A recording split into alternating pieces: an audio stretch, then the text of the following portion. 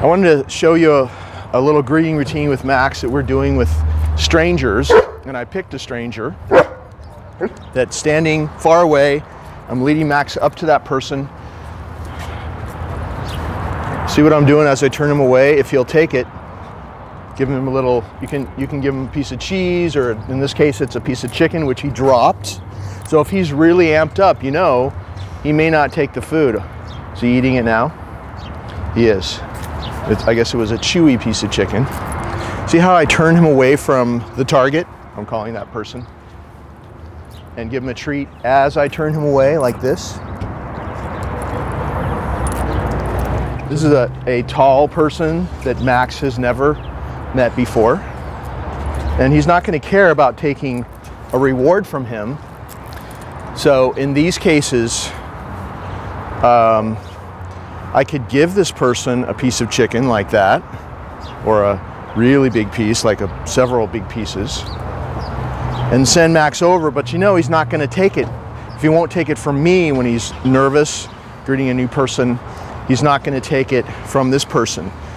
So that's why this greeting routine is going to have two parts. This is Max and how he is with a new person.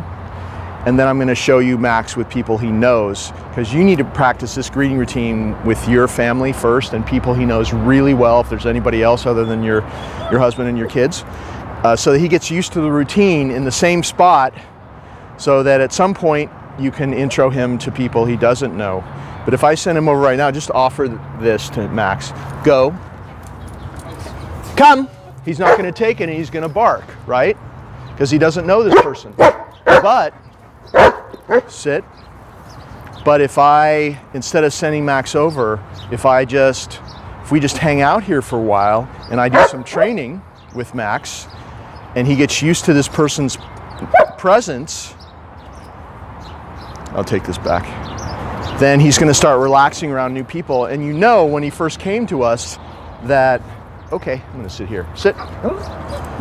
He couldn't see a new person like this from across the street without going completely nuts and going wild on the leash and barking and wanting to be protective. So we've come a long way, but having him actually have contact with a brand new person that he's never met before, that's a lot of steps up. So here we are, 6 feet away from this person.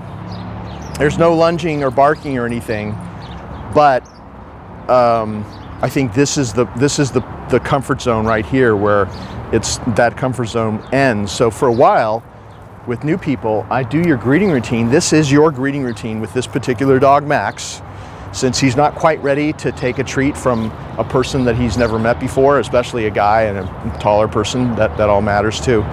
Just hang out and do some training stuff. Okay, while you're talking to that person, down. Practice some down stays in their presence like this, and make sure that you set Max to the side, because if the distraction is to the side, he has to look, but then look back at you, or look even over here. I'm going to put the reward good here on the ground. And this kind of thing will greatly desensitize Max to hanging out with any new person. And you can be having a conversation with somebody you meet on the street, a neighbor or whoever. Good. And do this.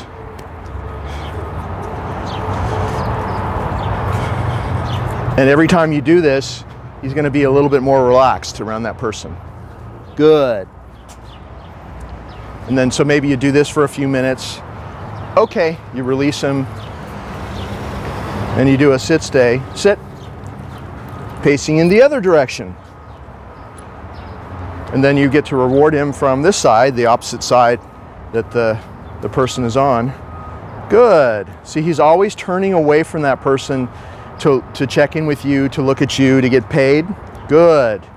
He's occupied now. He's actually doing his job. He's doing his work. This is his work. At any given time, he could be doing sit stays or down stays with you. So there's not a lot of free space in his mind to be reactive and go nuts like he used to. We have lots of activity right there. Somebody's going to get out of that car. So I'm going to release Max. Go. So somebody's getting out of the car, kind of surprised us right when we were doing a greeting routine. Max doesn't care. Good.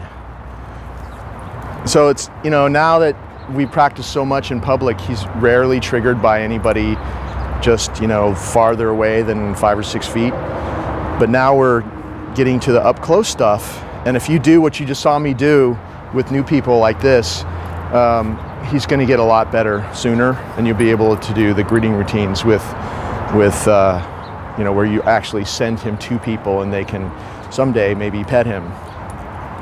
But at least now you don't have that thing where you stand next to a new person like this and he barks and goes crazy. And you always have come to call him away. If you see even an inkling of him getting stressed or getting protective of you, come. You want to call him back to come to you and get him out of there. Like, you could just call him to come and move away. Continue your walk. But now at least you can see how he is in that situation.